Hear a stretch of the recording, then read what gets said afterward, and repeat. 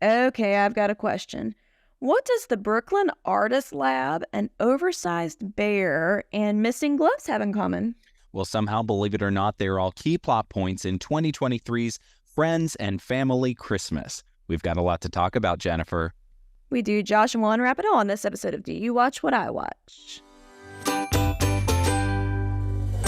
We open on a snowy New York City scene, and a shutterbug, Daniela, is capturing moments with her photography. She's been in New York 2 years, and she's not leaving until she makes her mark. Whatever that is. How do you determine making your mark? Seems a little in the eye of the beholder, but here we are. She calls her parents to break the news to them that she's not going home for Christmas this year. I guess she's an only child because they are just grief-stricken at the thought. And they don't like this idea, but what can they do about it? She's in charge of a fundraising program this year, and her dad sets her up on a blind date with his buddy's daughter. They say ciao, and she is off. Then we meet lawyer Amelia, and her boss/dad gives her a heart-to-heart about how she can get back out there after a recent breakup, and that she's required to attend the firm's Christmas party since she'll be a partner when dad retires next year, so she's going to need a date for that probably. All right. Back to Daniela. She's leading the group who will take photos for a silent auction and whatnot for the nonprofit. Daniela's parents, Daniela, I knew I would do that. Daniela, not Danielle. Daniela's parents are itching for an excuse to go to NYC to be with her because they've never spent a Christmas without her. Then we see Daniela's boss or teacher at the Brooklyn Artist Lab, and she's encouraging her to finish her portfolio and not to get too distracted with the charity thing. Which I thought was an interesting interjection. It's interesting, but the whole subplot, too, with her is that she's really trying to get this travel grant so that her photography career can really take off. And so this advisor friend is basically telling her, hey, don't get distracted by this charity thing. Really, you got to work on your craft and work on your art. Because, of course, she's trying to make it. New York City. Will she? Who knows? Who knows? Well, I've heard if you can make it there, you can make it anywhere. Anywhere. Somebody wise told me that once. Yeah. Wise man once said. Yes. So now it's time for the blind date with Daniela and Amelia, and they meet for coffee. It looks like there's a huge age gap between them. Did that seem like that to you? I mean, love knows no bounds, so you do you. But it seemed maybe Daniela just dresses younger because she's an artist. Could she's be. hip and cool. And then Amelia reversely dresses older because she's at the firm. So she was very buttoned up. Yeah. Corporate America. But you're absolutely right, Jennifer. I thought the same thing. It looked at first blush like there could have easily been a 10-year gap between these two. Mm-hmm. But love knows no bounds. So who am I to judge, I guess? All right. So, they're a bit of an odd couple out of the gate. Amelia is quote-unquote classic with her black coffee tastes and is a straight shooter. Daniela is more of a free spirit, and they're off to a rocky start, but it softens by the end. And they agree that their astrology signs are not compatible, and they're nice to have met one another, but they say goodbye. Daniela walks home, bye-bye. Daniela turns the corner, and her parents have arrived unannounced at her apartment. And Mom is quick to judge that she has no Christmas decorations up. And of course, Daniela's like, I've been busy with this nonprofit and my career thing. Amelia gets home to 2 pairs of the same gloves. Uh-oh. Dad calls her to see how the date went, and she lies and says it was great just to get him off her back, which was a choice. Daniela's mom is a world-renowned writer, and the cohort at the Brooklyn Artist Lab fangirls over Daniela's mom and wants to work together at the charity thing, mainly as an end to get Daniela's mom to review her book, which I guess that could be networking or slimy. They kind of portrayed it more of the networking route. Yeah. Amelia texts Daniela about the gloves in full makeup and hair. I mean, I don't know if she sleeps like that, woke up like that, but she still had jammies on, but full makeup and hair. They kind of flirt text and meet up the next day to return the gloves, and Daniela's parents show up 29 minutes early at the coffee shop for their hangout to catch Amelia and Daniela on their not date. And turns out the girls' dads were talking, and now they all think that there's this love blossoming, and it was an oopsie doodle early in the movie because Amelia's like, oh, by the way, Danielle, I may or may not have lied to my dad. Sorry? Is that okay? Let's pretend to date for the holiday season. I think I've seen this film before. Yes. Yeah. Yes, it felt very familiar. It felt very tropey out of the gate. We've obviously got two folks who their first encounter does not go well.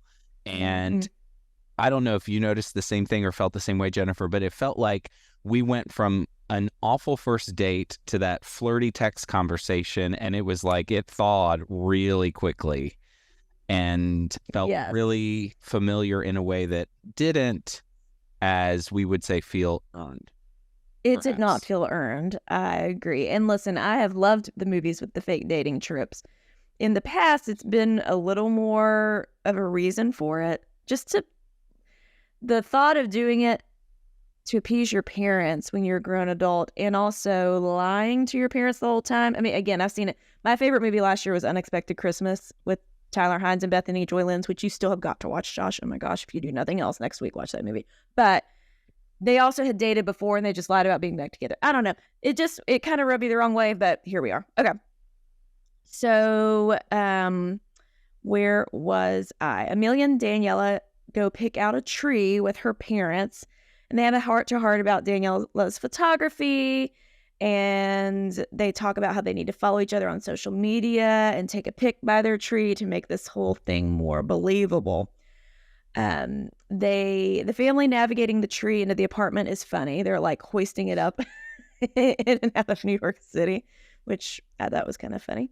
The lab is getting a lot of donations. Yay. So they need to go pick them up, Daniela and her roommate. So Amelia offers to stay with her parents and decorate the tree. I just wrote, alrighty. Again, feels very familiar, very early. Amelia needs to get out of a client dinner with her dad, so she asks Danny to go on a date. And Danny and Amelia go to Long Island for an enormous teddy bear for the silent auction. So somebody had made this donation. They weren't really sure what it was. They show up. I mean, we have at my in-laws' house has the giant Costco stuffed bear. And it's like a running gag now of like, you know, when my son was little, we took pictures with it. And now my niece has pictures with the bear and who's going to get the bear. This was bigger than that bear. And that bear is not small. This bear was probably 6 feet tall. He was a bold bear, to say the least. So they have to shove it in the car, get it back home, and for the silent auction. Yes. Okay. So they lug it up the steps to the art lab, and Danny's parents made her dinner, but she has to scoot to the date with Amelia. So sorry, parents, I'm glad you came to see me, but I gotta go. Didn't like that.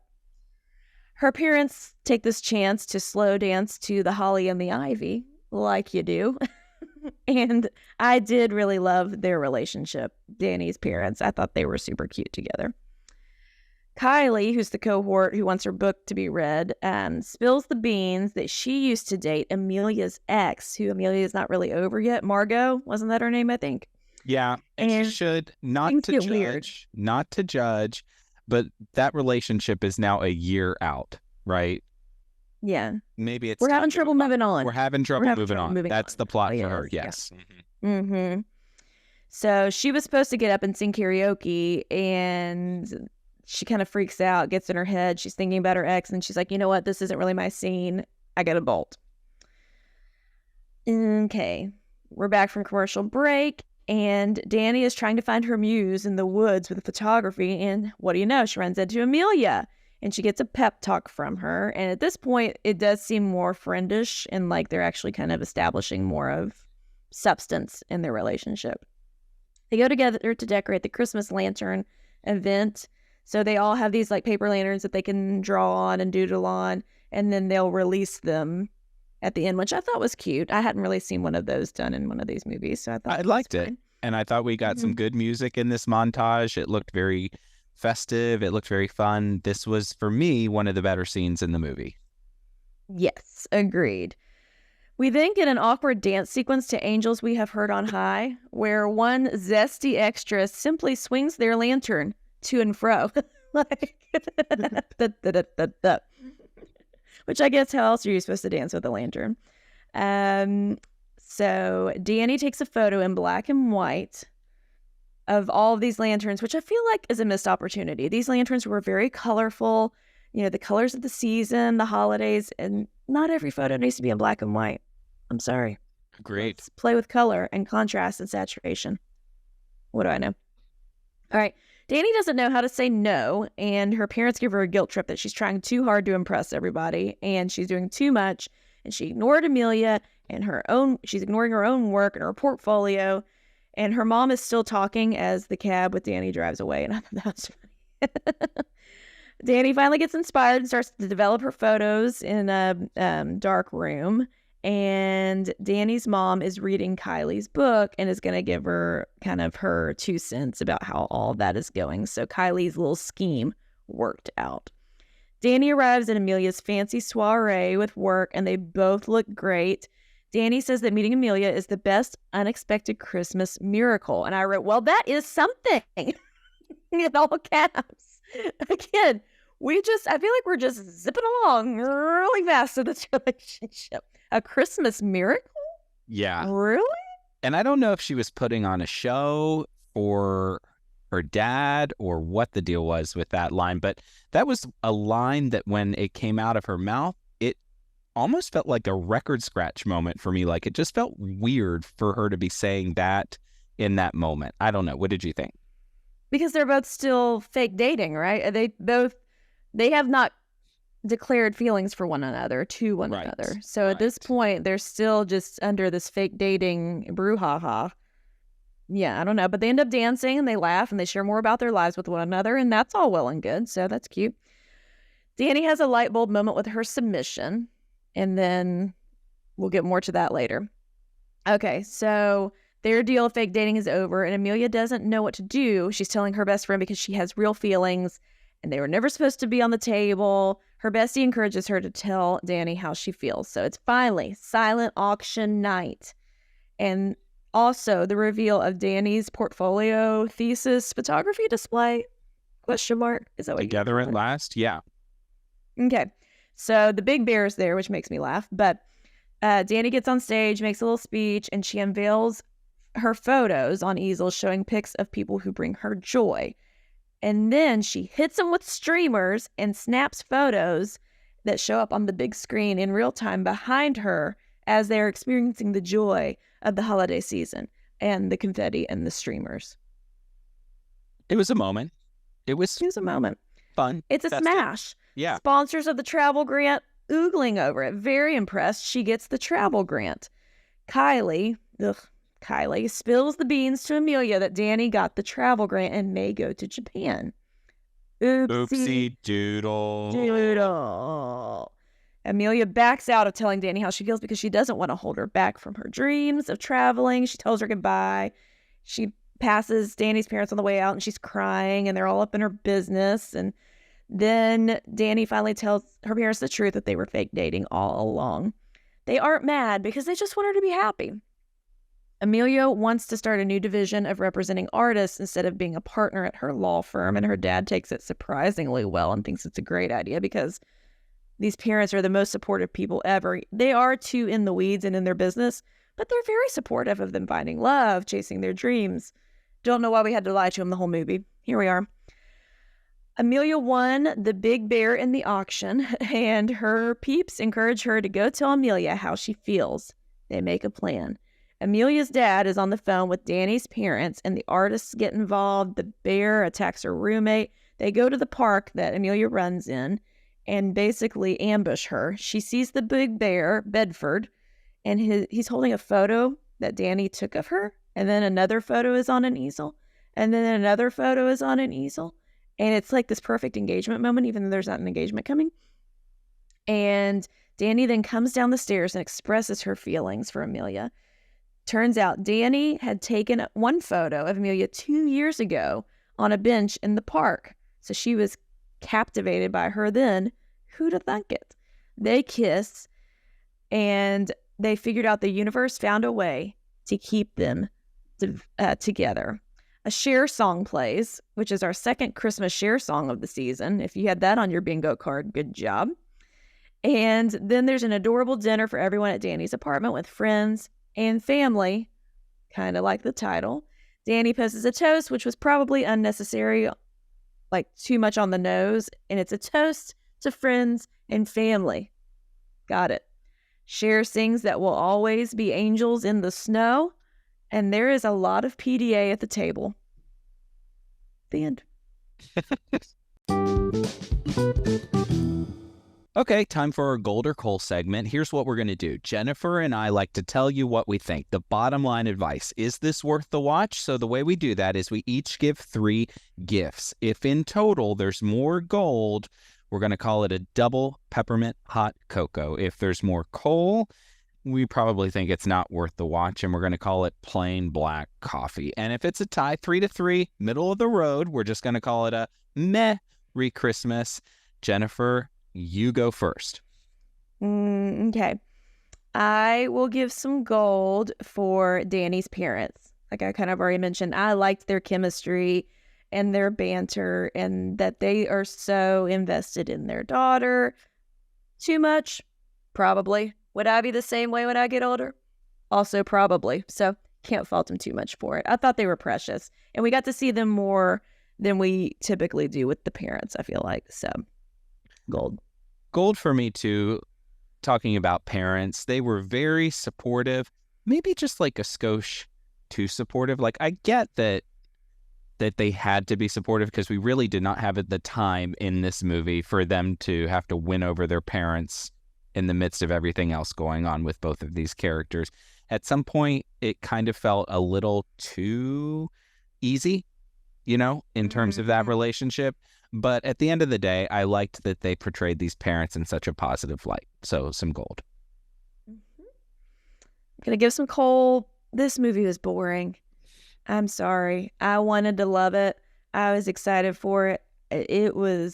It dragged on, and they're all the same length.